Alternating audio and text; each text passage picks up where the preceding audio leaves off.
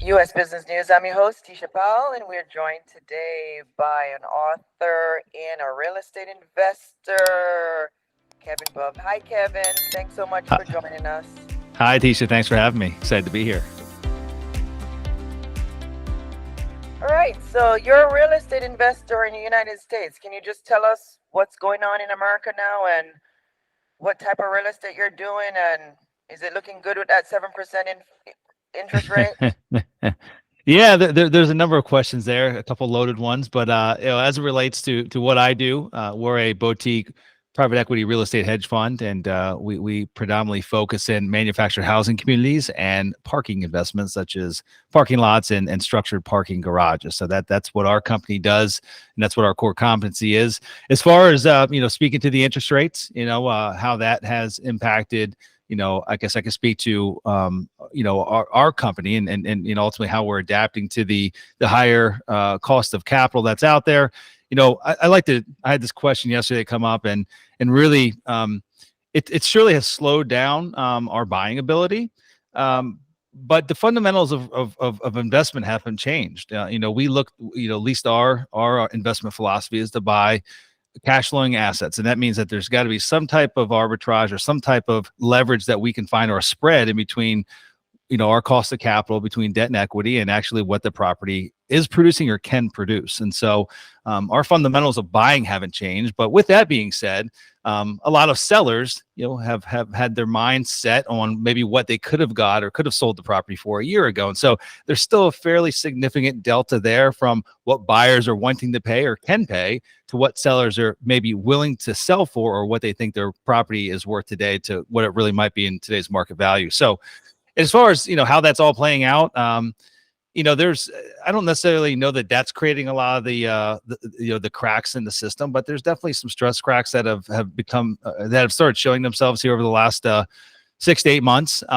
A lot of the stress cracks, or a part of them are a result of maybe what was already an ongoing problem that really got exacerbated during the pandemic, and that's in the office environment. Yes. The work from home completely changed the dynamics of the work in office that we all knew and that we were used to our entire lives. That was already shifting a little bit, and the office markets were already in a little bit of strain before the pandemic, but it just threw gasoline on that fire. And so there's not a day that goes by where there isn't an office building or a tower being taken back by a bank. And so some of those stress cracks from the pandemic have started to really show themselves and play out now.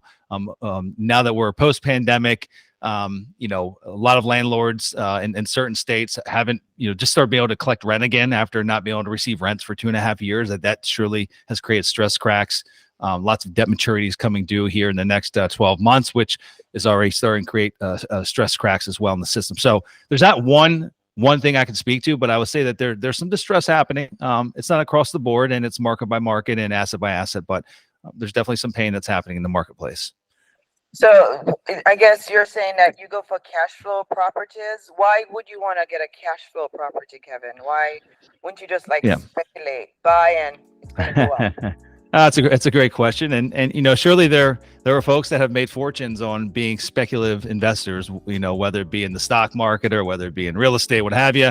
I like to buy something that has certainty to it. I'm we're a little bit more of a conservative investment group.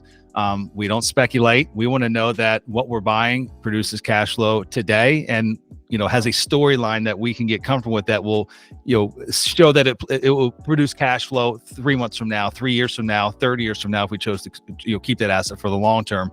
We've got a long-term mentality. We don't get in and get out of investments in a short time span.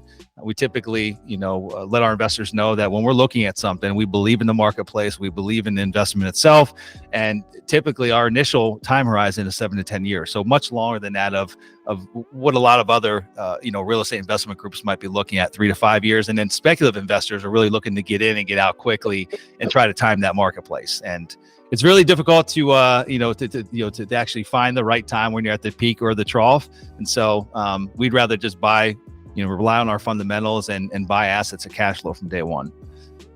Wow, because I'm guilty of the speculation, because it brings more high to it. You don't need cash flow. So you're saying if it doesn't cash flow don't go for it. Yeah, there's some caveats there. There's assets that we buy that might not cash flow day one, but there's a very, very understandable business plan that we can put in place, and we know how to get from maybe negative cash flow in day one to positive cash flow a short time thereafter. And it's a very clear, understandable plan. There's no speculation in it whatsoever.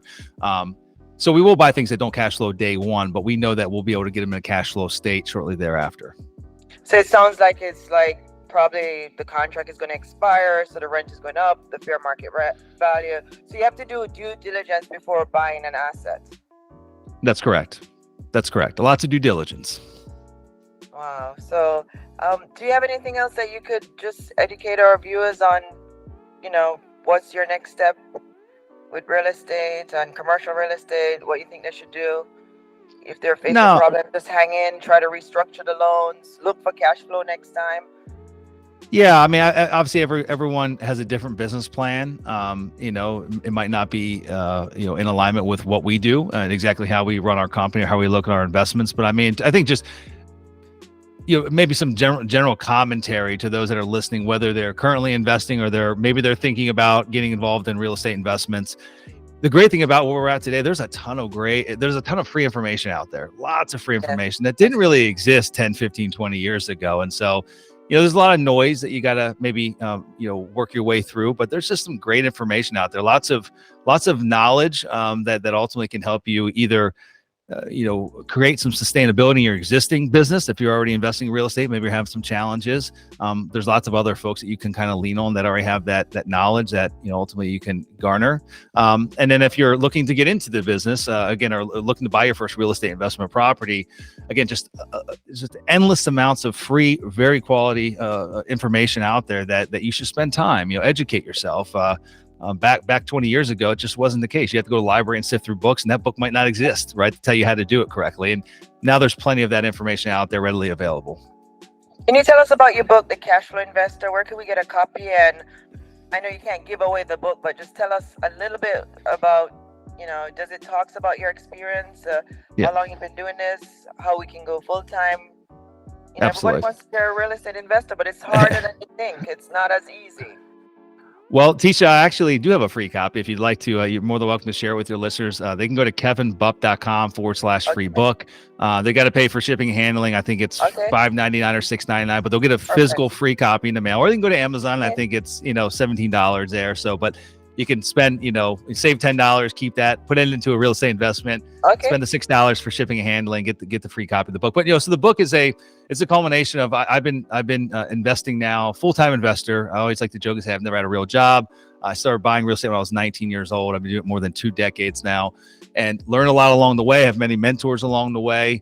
In addition to my own real estate investment activities, I've also been the host of a commercial real estate investing podcast called Real Estate Investing for Cash Flow. I've been doing that now for 10 years, and I've interviewed hundreds, if not probably over 1,000 now, of very prominent commercial real estate investors and developers. And, I get to ask them the hard questions. And a lot of times I can actually pull away golden nuggets from those interviews of things that I've ultimately implemented as my very own business. So that book is a culmination of my own experiences throughout the 20 years I've been an investor, but also the lessons I've learned from folks that are smarter than I that I've interviewed over the last 10 years. So I put it all together in there and packaged it up in 300 some odd pages of what I feel are very valuable and useful information.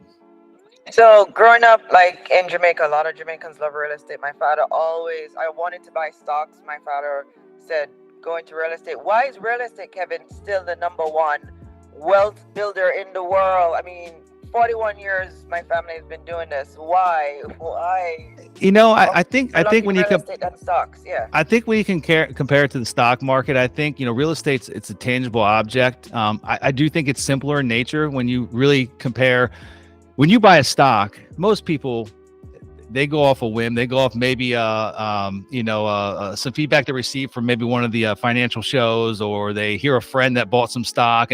But really, in order to be an educated stock market investor, you have to dive into each one of those respective companies, that's represented by that stock and understand their business fundamentals. And that's very difficult to do. Like, I mean, that takes a lot of unique knowledge, understanding to really know what you're buying into and know whether or not it's going to go in the upward or it's going to go in the downward, what might have a significant impact that might make it go a different direction than what you had intended. Real estate, I feel, is very simple. I mean, when you break it down to the basics of owning a investment piece of property, speak to a house. A lot of people know they might have a second house. Maybe they lived in one, they moved to another, and they kept the original for a rental. It's pretty simple. If you've got a mortgage on it, you've got fixed amount of expenses on a monthly basis. You put a tenant in there for, call it $300 more than what your fixed monthly expenses are.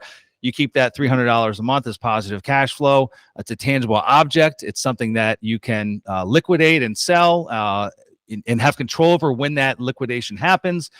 You can tap into equity that's there by doing cash out refinances. It's tax-free profits at that point in time.